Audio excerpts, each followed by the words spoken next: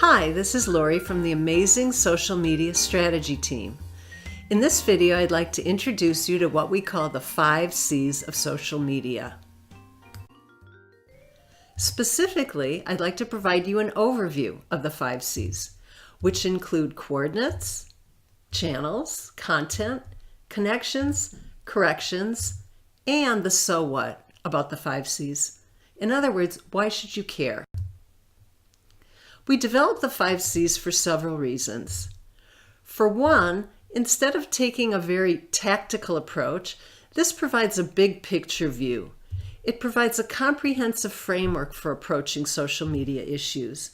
And as a result, it will help you make wise decisions as you pursue your social media efforts. And here's a preview of the 5 C's that we will be discussing in this video, which will serve as a good reminder of critical questions to ask as you pursue your tasks. So let's begin. Coordinates, the starting point.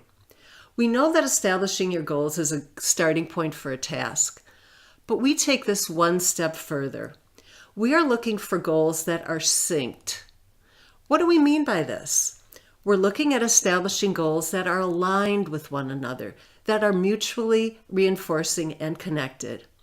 So for example, let's say that you need to promote an organizational event. One goal you have is to establish a website highlighting the successes of your organization. And another goal is to craft a social media campaign designed to promote your event. Note, though, that there's no linkage or connection between these two goals. They're completely independent. But when you add a third goal, to integrate event promotion on the website and on social media outlets, note that there's some synergy between them. They're coordinated, they're connected. These are coordinates. So here are some reminders for you on coordinates, some infographics, which you can also find on the book's website. Another C is channels. And I would imagine that when many people think of social media, they think of platforms such as Instagram and Facebook. But channels takes a broader view. We need to consider all the mediums we can use to transmit our messages. So social media managers should also consider things such as table kiosks, emails, websites, and even billboards when shaping their social media strategy. And there are definite challenges.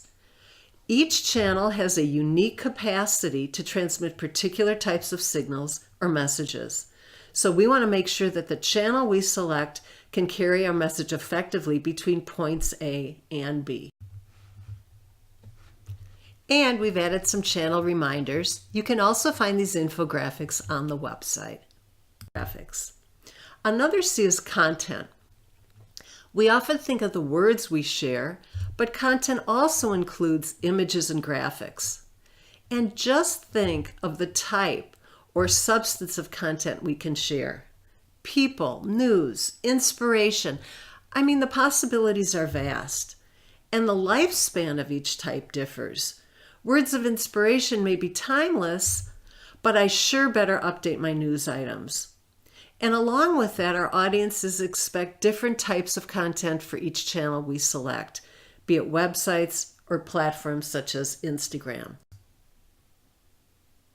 And here you find some tips on content, also available on the book's website. Connections is another consideration, and it's often the least visible dimension of the social media strategy. We want to be clear about what is linked with what, as in what social media platforms is our website linked to, and are these the optimal choices? And we want to think in terms of internal connections and external connections. Internal being the links between the social media platforms and particular departments in the organization. If there's a complaint expressed on social media, what is the most efficient way to route that to customer service? On the other hand, your external connections address if your networks are reaching the right target audiences and helping you achieve your organizational goals. And we've added some infographics that highlight some key points about connections, also available on the website. Corrections. Errors of one kind or another are inevitable, but what is not inevitable is how they are dealt with by the organization. And we want to identify if an error is one of omission, as in not doing something we should be doing, versus one of commission, or doing something inaccurately or inappropriately, as a major athletic shoe manufacturer did when it misspelled the South American country Colombia in ads for a major soccer tournament. The bottom line is we want to have a method that detects and corrects so we can deal with problems effectively to preserve our reputation and credibility. And as with the other C's, take a look at some infographics which provide some key takeaways on corrections. So why the 5 C's and why should you care?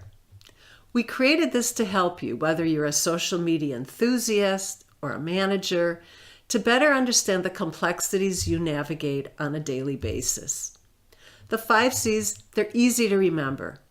They hone in on things that really have significance and that will make a difference. And they provide a framework for assessing your results. So here you have the 5 C's that we discussed, an infographic that summarizes some key points, which will serve as a reminder of critical questions to ask as you pursue your tasks. Also available on the book's website. And if you'd like to learn more, I encourage you to visit the book's website. There you'll be able to access helpful tools and read the latest research on social media strategy. And follow us and connect with our social media strategy community on a number of social media platforms. And of course, there's more information available in the book. I sure hope this video will help you create amazing social media strategies. Bye for now.